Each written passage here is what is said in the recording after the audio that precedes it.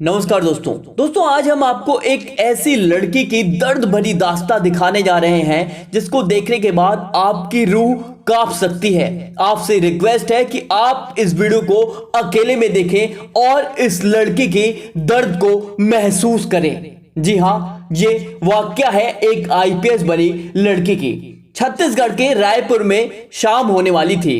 पायल, जी हाँ, पायल शर्मा अपने दो छोटे भाइयों के साथ घूमने जाने की तैयारी में लगी थी। दरअसल पायल, जिसने अभी अभी ग्रेजुएशन पूरा किया था और आगे की यूपीएससी की तैयारी के लिए दिल्ली जाने से पहले अपने पापा और छोटे भाइयों के साथ 2 दिन के टूर पर कहीं जाने वाली थी, लेकिन शायद ईश्वर को यह मंजूर नहीं था कि तभी घर के फोन की घंटी बजती है और फोन उठाने पर उधर से आवाज आती है कि हम सिटी हॉस्पिटल से बोल रहे हैं, धनंजय जी पर किसी ने जानलेवा हमला किया है, आप लोग फौरन हॉस्पिटल आ जाएं। इतना ही सुनते पायल की मम्मी घबरा जाती है और पूरा परिवार हॉस्पिटल पहुंच जाता है। दरअसल धनंजय शर्मा, जो कि पायल के पिता थे, वे पेशे से वकील थे और बेटे और बेटी में कोई फर्क नहीं करते थे और उनकी दिली इच्छा थी कि पायल भारतीय प्रशासनिक सेवा यानी कि आईएएस बनकर उनका नाम रोशन करे।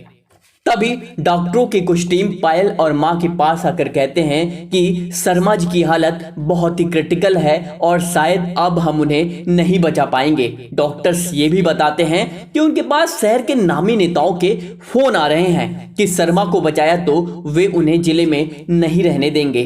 दरअसल पायल के पिता शहर के नामी वकील थे और एक महत्वपूर्ण केस को वो हैंडल कर रहे थे, जो कि इसी शहर के बड़े नेता के बेटे के खिलाफ था। यूं कहें कि पायल के पिता एक बड़े नेता के बेटे को सलाखों के पीछे भेजने के लिए केस लड़ रहे थे और जब परिवार को यह मालूम पड़ा कि यह हमला उस नेता द्वारा ही कराया गया है, तो पायल झट से अपने चाचा के साथ पुलिस में एफआईआर दर्ज कराने पहुंचती है। लेकिन पुलिस छानबीन का हवाला देते हुए रपट यानी कि एफआईआर दर्ज नहीं करती कि तभी पायल को पता चलता है कि उसके पिता अब इस दुनिया में नहीं रहे।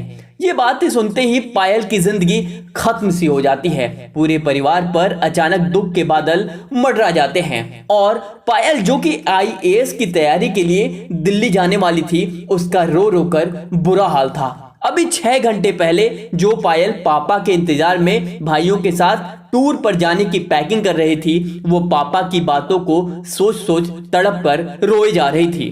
पायल के पिता पायल को बेटे से भी ज्यादा लाड़ प्यार करते थे और पायल को आईएएस बनता देखना चाहते थे। पायल बार बार पापा के वे शब्द याद कर रोती रही जब अंतिम बार उसके पिता ने उससे कहा था कि बेटी, मैं घर आज जल्दी आ जाऊंगा क्योंकि इस टूर के बाद मेरे जान के टुकड़े को आईएएस की तैयारी के लिए दिल्ली जो जाना है।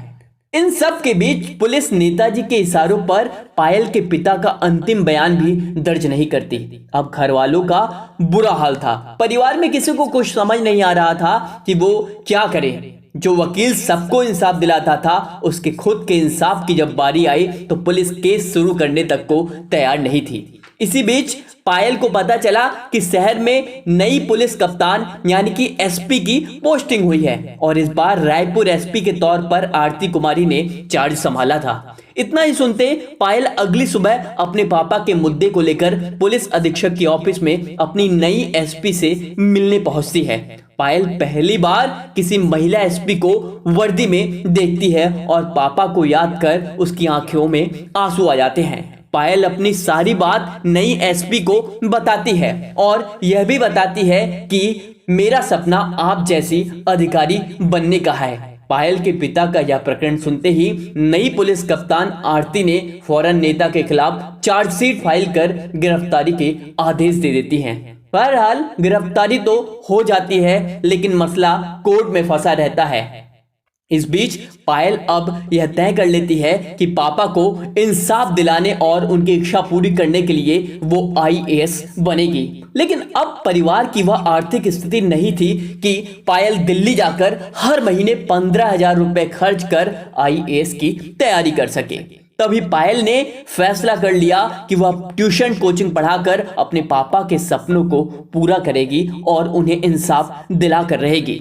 अब पायल घर पर ही कुछ बच्चों को कोचिंग ट्यूशन पढ़ाती और खुद से ही घर पर रहकर यूपीएससी की तैयारी कर रही थी और उधर पापा के केस पर तारीख मिली जा रही थी। नई पुलिस कप्तान यानी कि एसपी आरती ने अपनी तरफ से पूरी कोशिश कर रही थी कि पायल के पिता को इंसाफ मिले, लेकिन मुद्दा जब कोर्ट में हो तो ऐसी स्थिति में पुलिस कोर्ट के आदेशों का मात्र पालन ही करती है।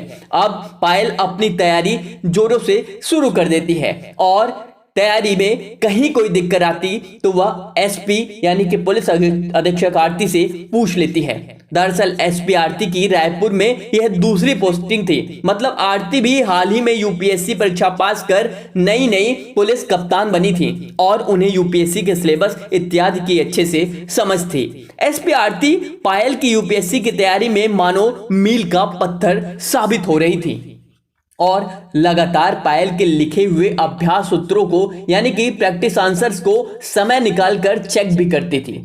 अब पायल की तैयारी अच्छी दिशा में थी और प्री एग्जाम आ जाते हैं। पायल प्री परीक्षा देती है और आसानी से पास कर लेती है। इसी प्रकार पायल मेंस में भी अच्छा कर इंटरव्यू तक पहुंचती है।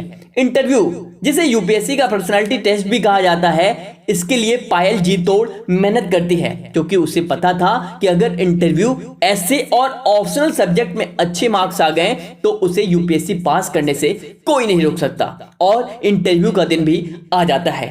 तभी पायल को पापा की याद आ जाती है। वो याद कर खूब रोती है कि आज के दिन यदि पापा साथ होते तो उसे यूपीएससी इंटरव्यू की बिल्डिंग तक खुद छोड़ने आते हैं। कि तभी एसपी आरती का फोन पायल को आता है और वह आरती को एक पिता की तरह समझाती है कि ये गलतियां इंटरव्यू में हरगिज मत करना। आराम से सामान्य बातचीत जैसी होती है वैसे ही यूपीएससी के इंटरव्यू में भी मात्र बातचीत होती है। वह पायल को समझाती हैं, तुम इंटरव्यू बोर्ड के सामने ऐसे समझना कि इंटरव्यू बोर्ड के लोग तुम्हें सालों से जानते हैं और घबराने की कोई जरूरत नहीं।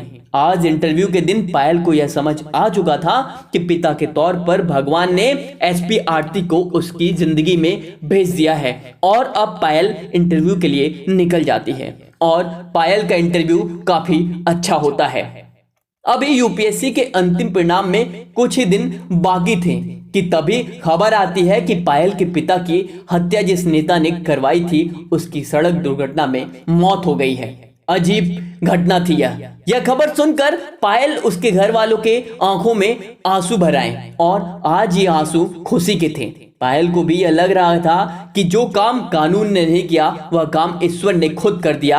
आज पायल के पिता को ईश्वर के न्यायालय ने इंसाफ दे दिया था कि हफ्ते भर बाद यूपीएससी भी अपना अंतिम परिणाम घोषित कर देता है और स्वर्गीय वकील की बेटी यूपीएससी में 68वीं रैंक लाकर इतिहास रच देती है।